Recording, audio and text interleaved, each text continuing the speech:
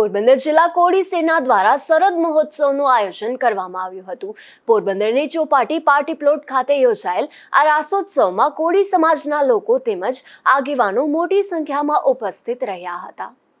આ પ્રસંગે પોરબંદર જિલ્લા કોળી સમાજના પ્રમુખ લીલાભાઈ ડાભી, બારગામ ખારવા સમાજના વાણોડ પવનભાઈ સિયાળ, પોરબંદર જિલ્લા રેડક્રોસ સોસાયટીના ચેરમેન રામદેવભાઈ મોઢવાડિયા તેમજ પાયોનિયર ક્લબ અને સાગરપુત્ર સમન્વયના પ્રમુખ પ્રવીણભાઈ ખોરાવાએ શુભેચ્છા સંદેશ તથા ખેલૈયાઓને ગિફ્ટ આપી હતી। પોરબંદર ભાજપ યુવા જિલ્લા પ્રમુખ લકીરાજસિંહ વાળા તથા ભલાભાઈ મૈયારિયાના પુત્ર દેવ મૈયારિયા, ભાજપ આગેવાન ધર્મેશભાઈ પરમાર, જુબેલી કોળી સમાજના પ્રમુખ ભરતભાઈ રાઠોડ, દિવેચા કોળી સમાજના પ્રમુખ મગનભાઈ બામણિયા તથા ટ્રસ્ટીઓએ ઉપસ્થિત રહી આ પ્રસંગે વીર શહીદ રાકેશભાઈ ડાભીને શ્રદ્ધાંજલિ આપી હતી, જેમાં અસંખ્ય રિટાયર્ડ સૈનિકો, આર્મી ઓફિસરો તથા તેમના પરિવારના સભ્યો પણ સહભાગી બન્યા હતા।